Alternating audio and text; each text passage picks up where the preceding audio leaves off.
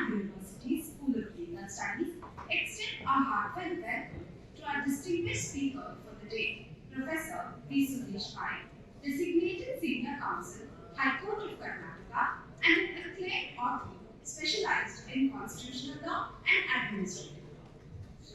With a remarkable academic background, including a master's in mathematics from the prestigious Loyola College, Madras, and a degree in law from the University Law College, Bangalore, Sir has over 38 years of experience in the legal profession.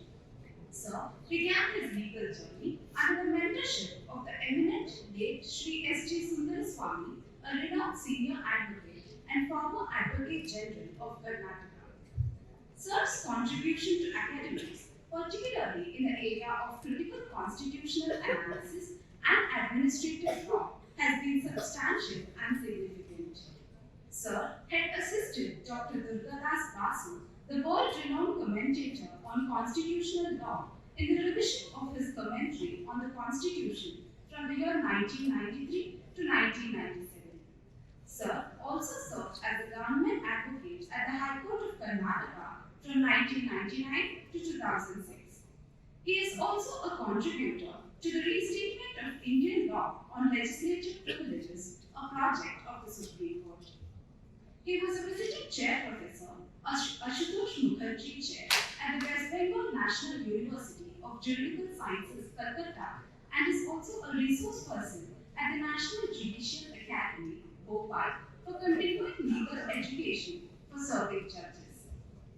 Chief Justice Venkatacharya, in his foreword to Shri Sudhish Pai's latest book, Constitutional Supremacy, a Revisit, stated, and I quote, "Seva took upon himself this enormous task of educating the schoolmen of the spirit of constitutionalism. Seva's work is monumental. Sudhish Pai, an accomplished lawyer and jurist, belongs to the same distinguished class." Unquote. Sir, we are indeed honored to have you with us today, and I welcome you once again to share your thoughts and valuable insights with us on this remarkable occasion. Very warm greetings on the auspicious occasion of Constitution Day, whose significance has been very adequately portrayed by Professor Subramania and by the students in their depictions. I am thankful to the CMR University for inviting me to be here with you this morning and share a few thoughts on the making of our Constitution and what constitutions are all about. The aspiration to make power personal and its exercise accountable has been the motivation for constitutions and constitutions.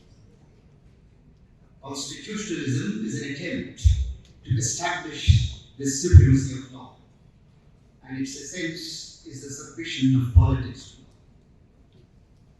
Men throughout history have longed for a higher standard by which their own man-made laws may be tested. Constitutions are the higher standards. The belief that individuals have natural rights, inherent and inalienable, which are anterior to any written instrument like a constitution. That government acquires its authority from the people, and that the purpose of government is to promote common good, is what conceives and conceptualizes a constitution made in the name of the people, defining the powers of the various institutions and delineating the relationship between various organs of government and between government and the citizens. The Constitution, it is believed, is framed for ages to come and designed to approach immortality as nearly as human institutions can. The advent of democracy and the concept of limited government heralded the concept of state and transformed the status of the governed to citizens. Civilization involves the subjection of force to reason, the agency of this objection is the law. Law, and even more, constitutional law, is the means of ordering the life of a nation and its people, and the relations between man and the state. Now, constitution refers to the document, like we have the Constitution of India, the Constitution of the United States of America. While constitutional law refers to the justiciable parts of the document, those rules which have been evolved by courts in enforcing the justiciable provisions, conventions, customs that have grown up over the years are all part of constitutional law. Courts interpreting the Constitution try to discover the intention behind it and enlarge or transform the words of the written instrument. A constitution is the very lifeblood of a nation and the vehicle for its progress. It's the country's supreme law. It is essentially about division, distribution, and management of power so as to prevent arbitrariness and establish accountability to law. In the famous words of Lord Bryce, a constitution is a framework of political society organized through and by law, in which law has established permanent institutions with recognized functions and definite powers. A constitutional state is one in which the powers of the government, the rights of the governed, and the relations between the two are adjusted. Because every state is not necessarily a constitutional state, nor is every government a constitutional government. The term constitutional government is applied to those governments whose fundamental rules or maxims not only locate the sovereign power in some person or bodies chosen in a prescribed manner, but also define the limits of its exercise so as to protect individual rights and shield them against the exercise of arbitrary power.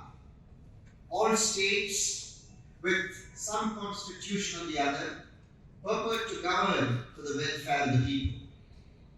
What distinguishes a democratic state from a totalitarian one is that a free democratic state respects basic human rights and endeavors to achieve its objectives through the discipline of fundamental freedoms. This is what constitutional government really means and signifies. The mere existence of a constitution by itself does not mean much. It would not necessarily ensure constitutionalism or a constitutional culture. Constitutionalism is essentially limited government under a fundamental law. It signifies that the exercise of governmental power should be controlled to ensure it does not destroy the very democratic institutions and values which it is intended to promote. It emphasizes that institutional arrangements will provide for effective control against abuse of power. Absolute power is avoided by a diffusion of authority, which introduces checks and balances in the system. There are many elements of what you may call a constitutional culture: a politically neutral civil service, independent police force, independent academic and practicing legal profession, free press, and of course an independent judiciary are some of them. Constitutional democracy is one where the majority will and rule are controlled and directed by constitutional principles.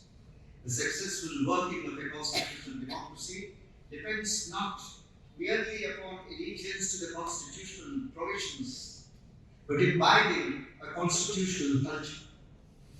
And this, we must always remember, cannot be inherited in the bloodstream.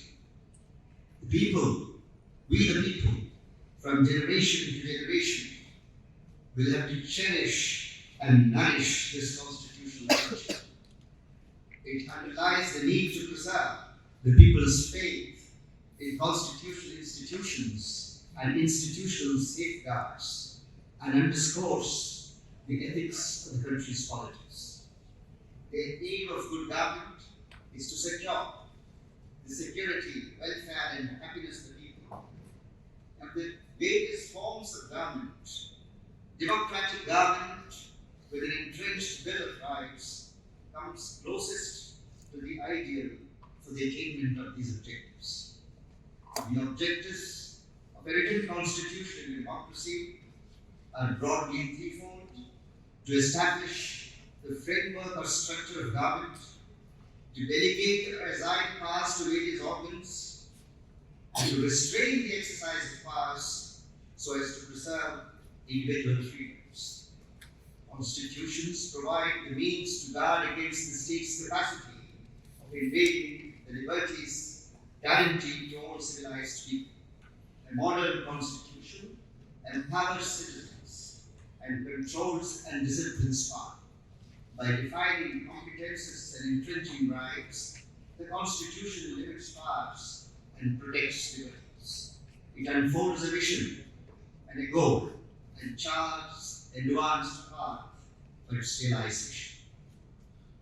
The Constitution of India is one of the most comprehensive and well-drafted documents in spite of its elephantine size.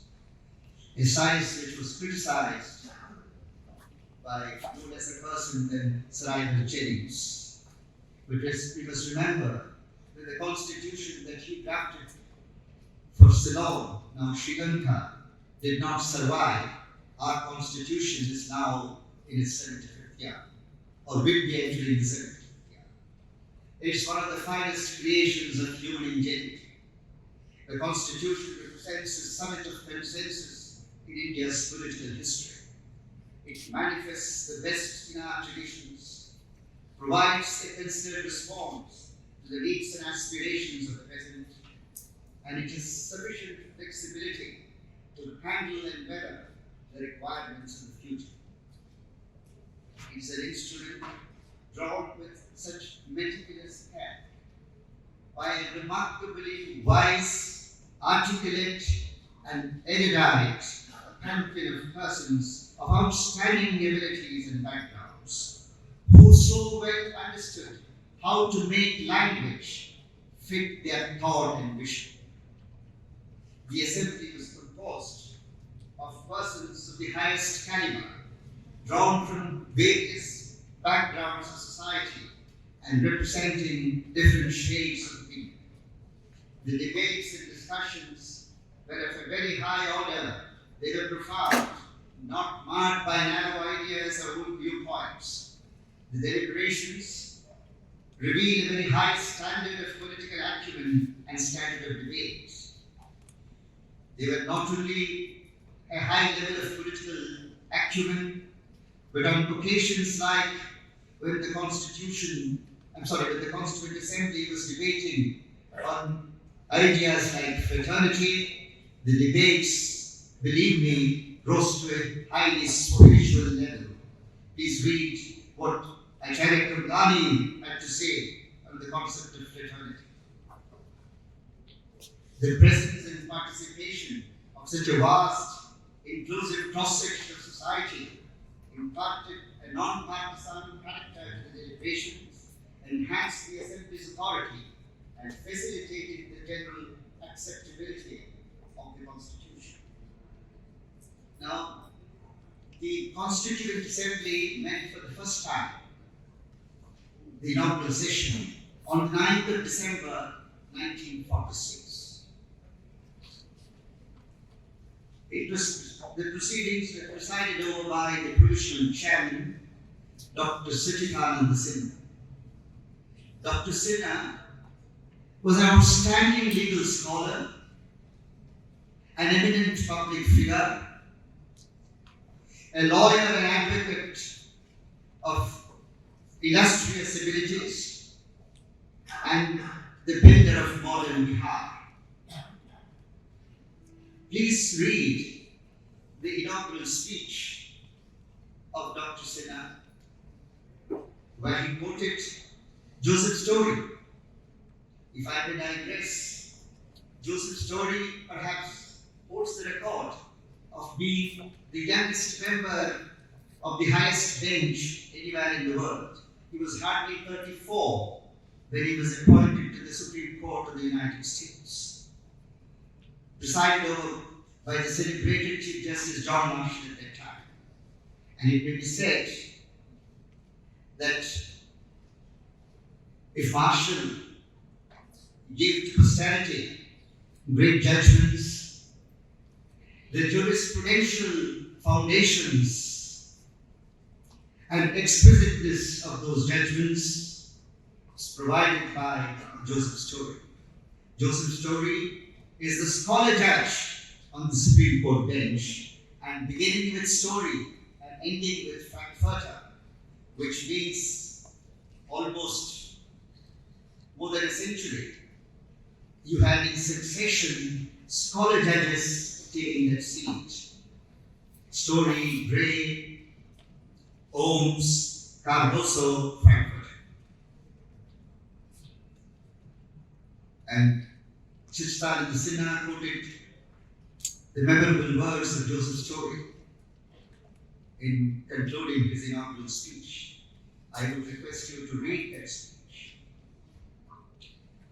The deliberations lasted till the 26th of November 1949, the day on which the Constitution was adopted and which we now celebrate as the Constitution Day. That is 1,084 days. The Assembly held 11 sessions covering 165 days. The real debate on the draft Constitution began somewhere in October 1948, and 114 days were devoted to the consideration of the draft Constitution. Dr. Rajendra Prasad was elected the permanent chairman, very soon thereafter redesignated as president of the Constituent Assembly. And it is Dr. Prasad who guided very sagaciously the proceedings of the Constituent Assembly.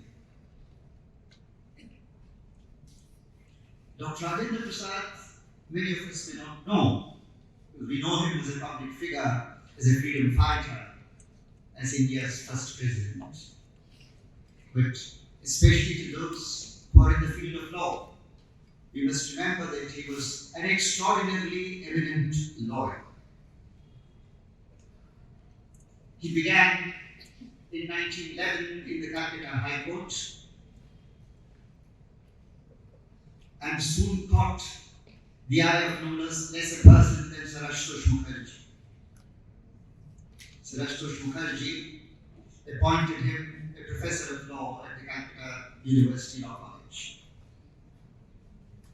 Even as a junior, as a raw junior, his drafts and notes were encomiums from the giants of the bar, including Sir Rashbihari Ghosh, who was Sir Ashutosh Mukherjee's senior.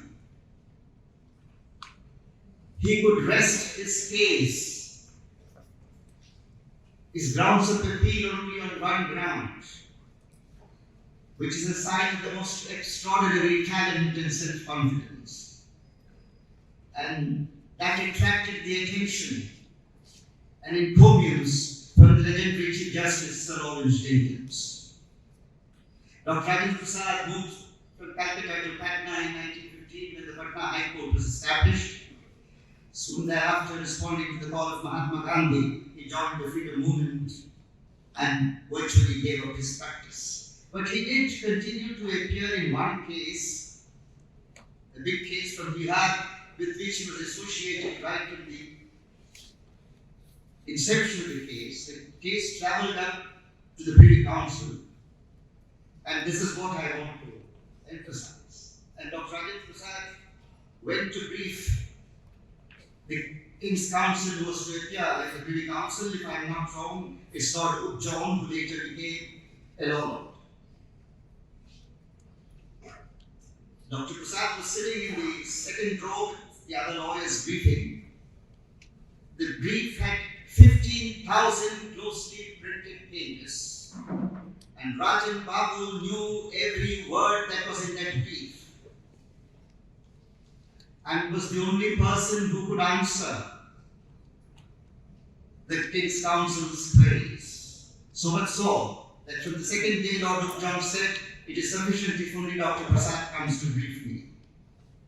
He knew everything that was there, the name of the witness, the number of the witness, who said what were the documents. I'm saying this only to bring to your notice the caliber of the men we had. This was the person who presided over the deliberations of the Constituent Assembly, and it was India's great fortune that he was the President of India for 12 years and added luster to the high office. On 13th December 1946, the Objectives Resolution articulating the basic values of the Constitution to be adopted was drafted by Pandit Jawaharlal Nehru and moved by him. And after a very serious and long debate, the resolution was adopted on 22nd January 1947.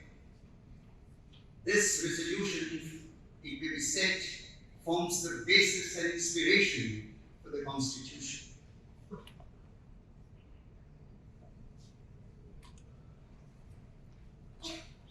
As a matter of information, 53,000 visitors were admitted to the visitors' gallery during the Constituent Assembly deliberations. And the cost of the entire venture of the making of our Constitution is 63,96,729 rupees. That is the cost in material terms, of course, in money, of the constitutional venture. Dr. Ambedkar, about whom Professor Subramania spoke so eloquently and elaborately, was the chairman of the drafting committee. The drafting committee, again, as he said, composed of men of the most outstanding kind, men drawn from different fields, but particularly from law. Sir Aladi, of course, was one of them. Sir Aladi, born in abject poverty, rose to the highest levels of prosperity materially, but that's not it. The highest levels of scholarship, of professional ability, and there is hardly anything that he did not know in the law.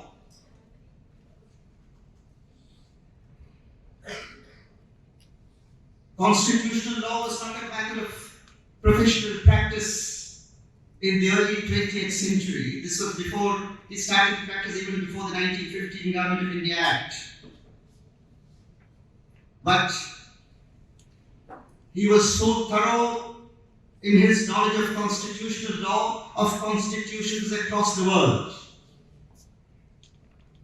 And rightly, his contribution to the making of our own constitution is massive.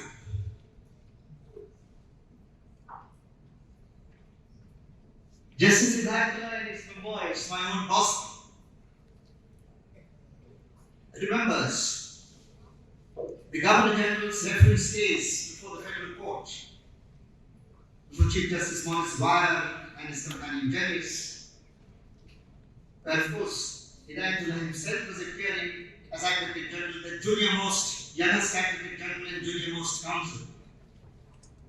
He was hardly 41 at that time. Motilal Settleworth,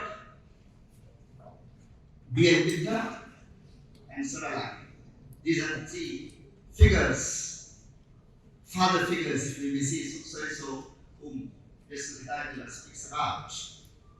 One was the Advocate General of India, that was the designation then of the autonomy. The other was appearing for the Governor General in Council. Suralai was the Amicus. And Hidayatullah says that between Settleworth and Mitha, if a blow came from the range, one took it on his shield, the other took it on his, and the other simply swayed away. But Sonaladi took it on his sword and gave it back in the same spirit. This is figurative. That is the caliber of Sonaladi, whom also Professor Subramania mentioned. The other person, of course, to whom we owe an extraordinary debt of gratitude is Sir Venegal Narsingh Rao. His eldest brother was Dr. Sanjeev Rao. The second is Sir Venegal Narsingh Rao, ICS barrister at law, and who was perhaps the brightest of them all. The third is Venegal Ram Rao, again ICS. He was also in the United Nations, and he still has the record of being the longest serving governor of the Reserve Bank. And the fourth is Venegal Shiva, a journalist by profession, a member of the Constituent Assembly, and whose book, Drafting of India's Constitution, is monumental. B.N. Rao was, after his long, extraordinary career, to which Professor Subramania adverted, appointed the Constitutional Advisor to the Constituent Assembly, which work he did without any salary. Dr. Aditya Prasad, in his tribute on 25th November 1949, notes that the Constitutional Advisor's service to this assembly was wholly honorary.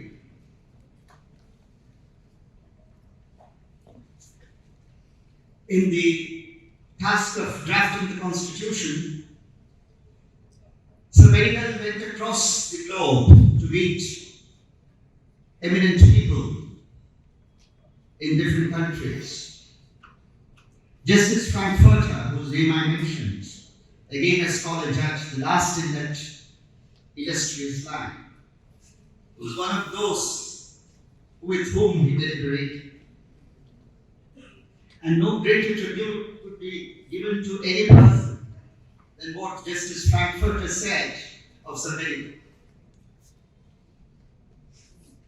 Frankfurter remarked that if the President of the United States were to ask me for one name to be appointed judge of the US Supreme Court for his merit, competence, and knowledge, Venegal Narsingh Rao would be the first on my list. You cannot imagine any greater encomium.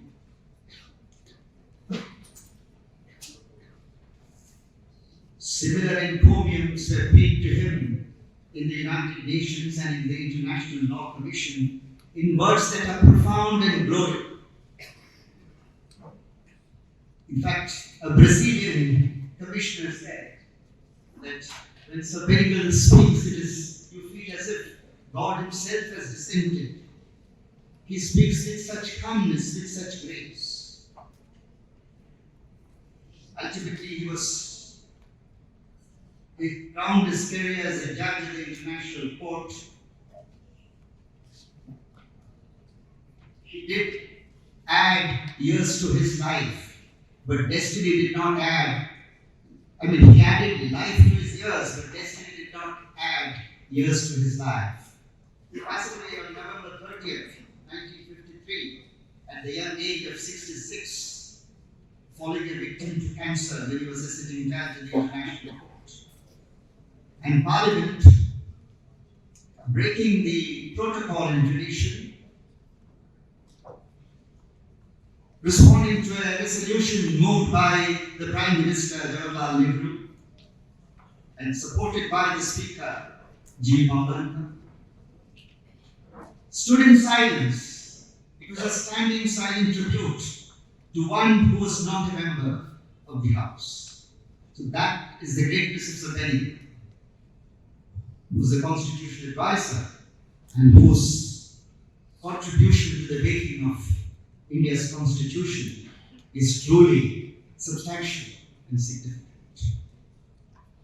The other person whose name again Professor Subramania mentioned is Surendranath Mukherjee, Joint Secretary of the Constituent Assembly, and one may say the principal draftsman of the Constitution. In fact, Dr. Ambedkar, paying tribute to him, said he knew his job so well that he could put in the simplest terms the most intricate options. So these are the type of people who gave us this precious heritage.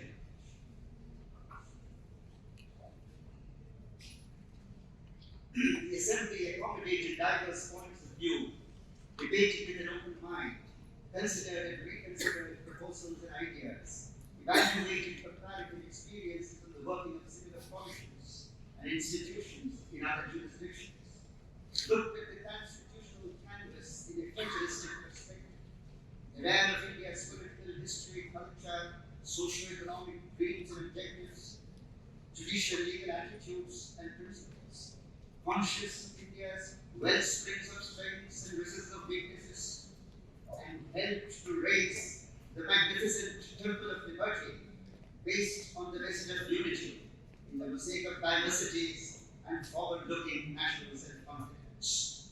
Accommodation and concord characterize and underpin our Constitution.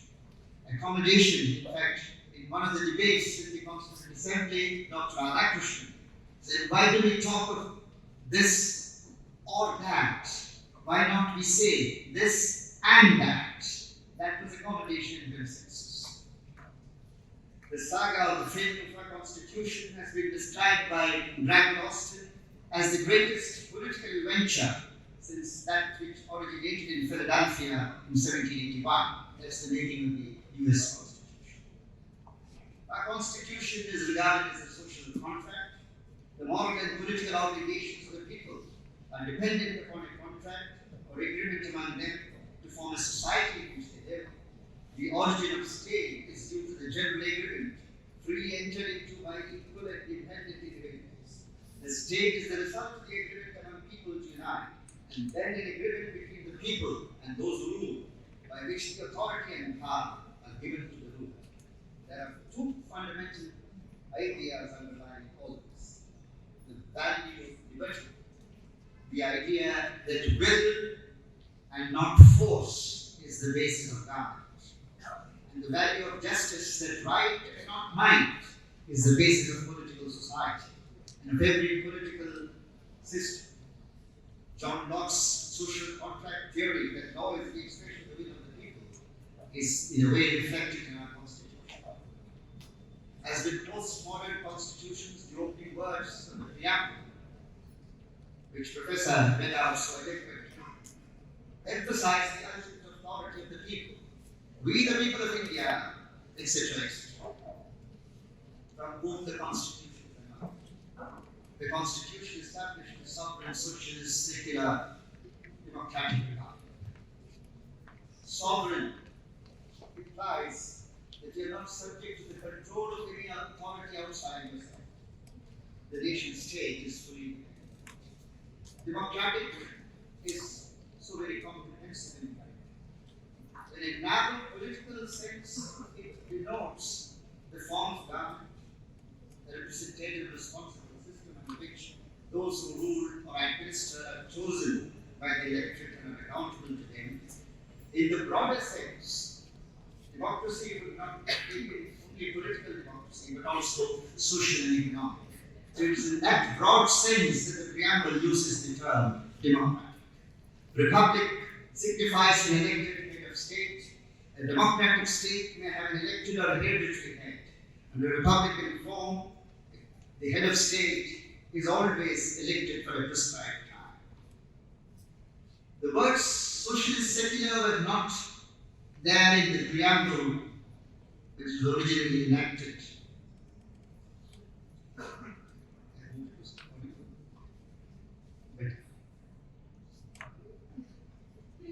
By the Constitution 42nd Amendment, the terms socialist and secular were added to the preamble. Socialists tended to give the Constitution an ideological slant. But we ought to remember that socio-economic revolution and ushering an egalitarian society were always on the top of the nation's agenda right from the time of the freedom struggle. And it is also in keeping with the directive principles, particularly Article 39, that the ownership and control of resources are so distributed to subserve the common good and ensure that there is no concentration of wealth. Secular is not anti-God or anti-religion. It is equal respect for all religions, and that the state does not support or aid any particular religion. The whole thrust of the Constitution has always been that. These expressions introduced in the 42nd Amendment only made explicit what was always there in the Constitution. The constitutional validity of the amendment was upheld in the Minerva case. Our Constitution represents a charter of power granted by liberty, not a charter of liberty granted by power. Please mark the difference. Apart from providing a broad frame of government, the Constitution endeavors to protect liberties and secure justice. What does the preamble go on to say? To secure to all its citizens justice. Justice is the first. Justice, social, economic, and political. Liberty of thought, expression, belief, faith, and worship. Equality of status and opportunity. Then the most important is fraternity, ensuring the dignity of the individual and the unity and integrity of the nation. The justice provisions in Part 4, while not being justiciable, are declared fundamental to the governments of the country. They underlie all human development. Democracy is not just legal, formal concept. It's a social idea. As Dr. Ambedkar said, social democracy means a way of life which recognizes liberty, equality, and fraternity as the principles of life which form a trinity. And to divorce one from the other would defeat the very purpose of democracy. It's the confluence of these principles which would secure justice. John Rawls famously says, justice is the first virtue of social institutions, as truth is a system of thought. The Constitution is not only a legal document, it is essentially a social testament and a political instrument. It provides for stability without stagnation and growth without destruction of essential values. The majority of its provisions are aimed at furthering the goals of the social revolution, and the core of this commitment lies in parts 3 and 4. And 4A, again introduced by the 42nd Amendment, one of the benign aspects of the 42nd Amendment, which is otherwise to be condemned wholesale. Part 4, the fundamental duties. Part 3, 4A, together with the preamble, may be justly said to constitute the conscience of the Constitution. The Constitution's greatest gift is an open society. The individual lies at the core of the constitutional focus. Now, the other very important principle which permeates the whole constitutional scheme is the rule of law, which is the subordination of the executive to the legislative will, that every executive action must have the backing of law. Under rule of law, the law is preeminent and it checked against abuse of power. While under rule by law, you also have that, and this is what we must always be on our guard, that this does not invade our society. Under rule by law, law can serve as an instrument to the government to suppress in a legalistic fashion. Rule of law does not content itself with ensuring legality.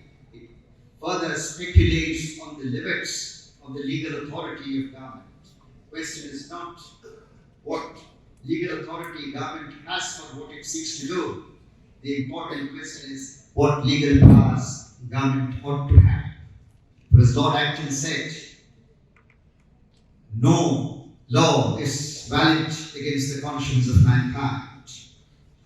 And this statement was quoted in the Constituent Assembly debates. The Constitution is meant to impart such a momentum to the living spirit of the rule of law that democracy and liberty may survive in our land beyond our own times, when this land knows us no more. The rule of law, with all its facets and implications, underpins the Constitution. But this is not all. In a country like ours with a written justiciable Constitution, the legislature too is subordinate to constitutional rights and values. That is the concept of the absolute reign of law. That legislative power is subject to constitutional limitations. And therefore in India we have not only the rule of law, but even more importantly, the reign of law. A written constitution with a Bill of Rights seeks to place certain human rights and fundamental freedoms beyond the reach of ordinary laws, because these rights do not depend on the whims of an elected democracy. These rights inhere in man, they are inalienable. They are not the gift of any constitution or the law. As Professor Edward Corbyn says, they owe nothing to their recognition in the Constitution. Such recognition was necessary if the Constitution was to be regarded as complete. When human rights are incorporated into the municipal law and guaranteed by a written Constitution, they become justiciable and enforceable. We can be proud in India that the largest experiment ever undertaken in human history in the art of democratic living has been carried out in India since 1950. Never before and nowhere else has more than 1/6 of the human race lived together as one political entity in conditions of freedom.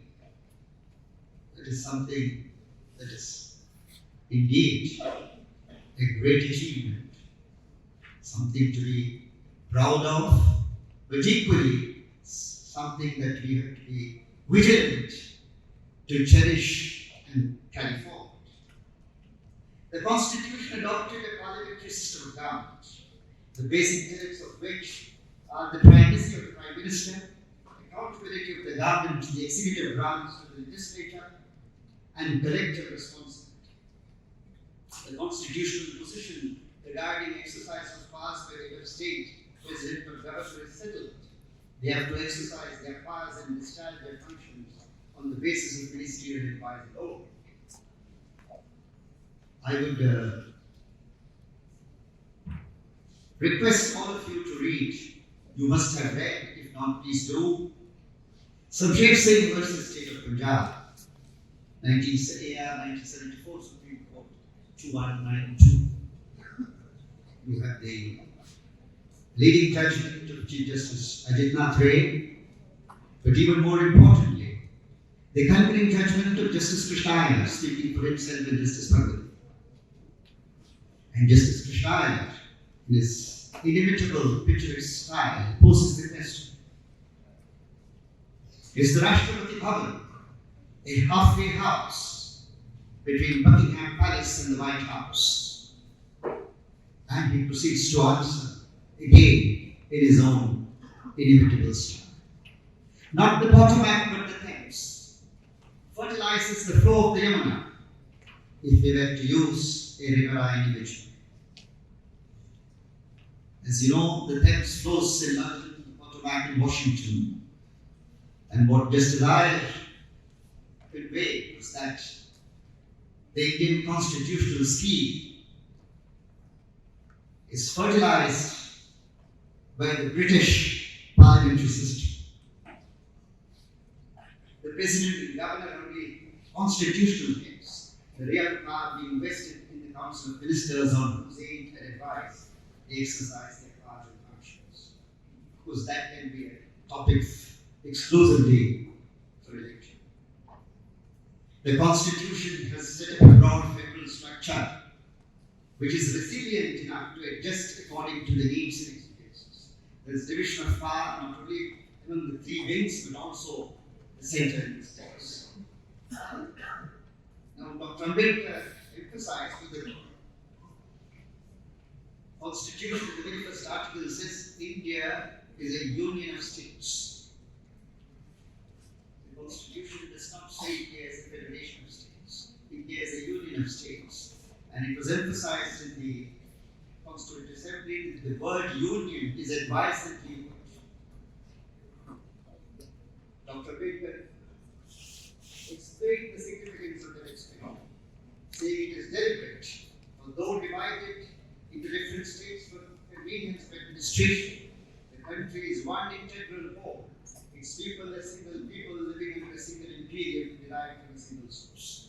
The basic idea of federation is a distribution of powers, done not by any law made by Parliament, but by the fundamental charter itself, the Constitution. Whatever its variations, and in that sense, India is essentially federal in character, though with a strong bias in favor of union. And you now have the concept of cooperative federalism, which started even in a theoretically strong federal structure in the US from 1936. The US Supreme Court and the US system has moved towards cooperative federalism. In India it always been that.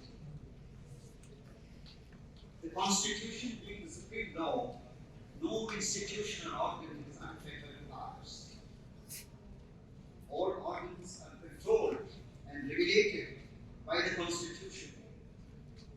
With the judiciary constituted the arbiter of the functions of all organs. This is constitutional supremacy. We hear all sorts of noises being made about parliamentary supremacy, judicial supremacy. All that is a myth. Neither parliament is supreme, nor judiciary is supreme. They are all creatures of the Constitution. However high they may be, all these institutions are creatures of the Constitution. What is supreme is the Constitution and the Constitution alone. And what we have is constitutional supremacy. None of the wings has a monopoly of wisdom, and in the pattern of distribution of power, there is hardly any room for real supremacy. Limited government and judicial review constitute the essence of our constitutional system. It involves mainly three elements: the written constitution setting up and limiting the various organs, the constitution functioning as a superior law, and is sanctioned by which any violation of that superior law may be prevented, restrained, or if necessary annulled. That sanction is what in modern public law we call judicial review. Verily, the structure of government under the constitutional scheme is so designed that each branch is a sentinel on the violence against the other two, lest they become too powerful or autocratic. The court's fidelity to the Constitution secures its own subordination. Though it has the last word on constitutional interpretation, but then, as Frankfurter said, fidelity and creativity are not necessarily opposed. With devoted insight, they enhance each other. This then is our Constitution, which has been described as a precious heritage by Chief Justice Chandrachud in the Nirvaman's case, and a sublime Constitution by Chief Justice Maharaj.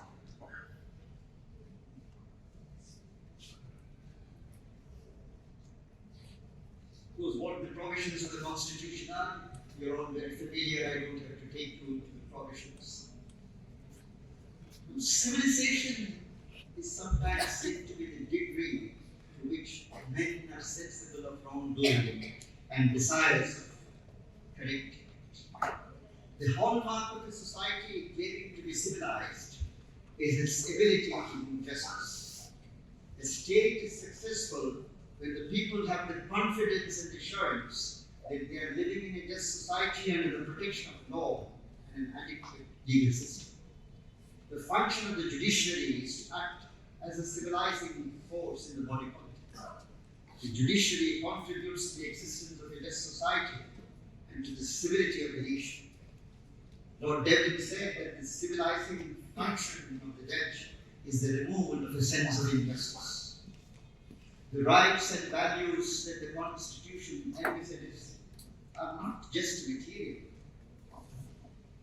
Constitutionalism, as I said, essentially means limited government, and this history of constitutionalism has been a movement from a culture of authority to a culture of justification, that power and its exercise is made uncertain. The judiciary as a vital institution of democratic governance has helped to foster this constitutional culture and infuse all state actions with the constitutional ethos. All seemingly wide and unfettered powers, if you go by the written word, are tempered by constitutional limitations to be exercised in accord with public law principles and subject to judicial review, depending, of course, on the context and the nature of the function. The great theme in the history of the constitutional law is the concept of law as a check upon power. That idea has been given practical reality in the decisions of the court, particularly in the Supreme Court. Those decisions are, to paraphrase the famous language of Justice Holmes, a virtual magic mirror in which we see reflected the whole constitutional development and all that is meant to the nation.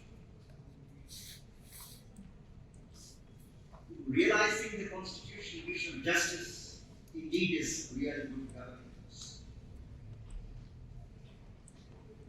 A constitutional democracy can work only under institutional safeguards. Therefore, it is important that institutions are nurtured, preserved, and never meddled with.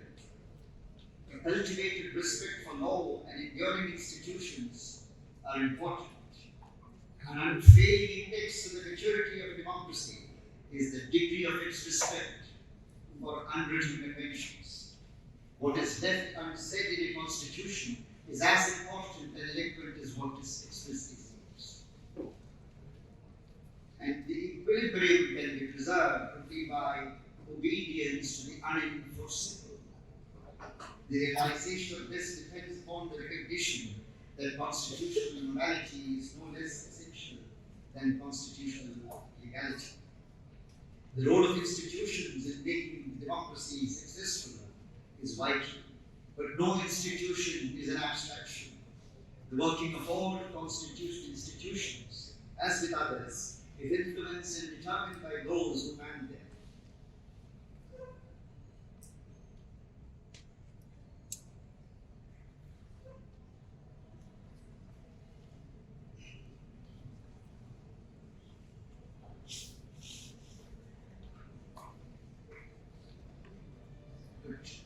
We need to remember that in the aggregate analysis, any system is as good as those who work it.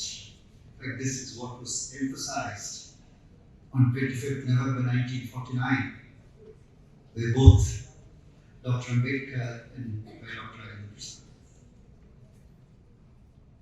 However good a document may be, if those who are called upon and given to work it are not good, it would be a failure. Even if the instrument is not all that good, if the people who work it are visionaries who have the good of the nation at heart, you can make it successful. And Dr. Ambedkar went on to say, if we fail in our constitution, the only answer will be, man is vile. It's our earnest hope that such a situation should never come about. Law must reflect the genuine will of the people. Public opinion has to be evolved through consensus and informed debates and discussion. And the most effectual mode of preventing perversion of power and preserving the democratic republic is to illuminate the minds of the people at large. And this is what is of utmost importance and wisdom. Constitutions may be easily copied, but temperaments are not. And therefore, constitutional values and inspirations have to be internalized in the psyche of the nation. We have to develop and have a reckless regard for and play by the rules of the constitutional game. What is important is to build character, personal and national, because it is ultimately the weight of public opinion that will have to prevent the perversion of power. All this may seem a distant hope and goal, but its realization calls for ceaseless strife. And that depends upon us, the people at large, the citizenry as a whole. The democracy is a beckoning goal, not a safe harbor. Freedom and unremitting endeavor, never a final achievement. And no office in the land is more important than that of being a citizen. Therefore, that we need to constantly remind ourselves that the Constitution, our treasured inheritance, which we ought to cherish, is presently in our keeping, and that we at once, its servants and its masters, renew and maintain our allegiance to the fundamental charter. On an occasion like this, the Constitution Day, we can have no better wish that the spirit of the Constitution animate our beings. Its light illumine our thoughts, words, and deeds. And may all of us aspire to the same noble contribution as the best of our forebears, and be worthy of them and their great place and tradition. Thank you so much.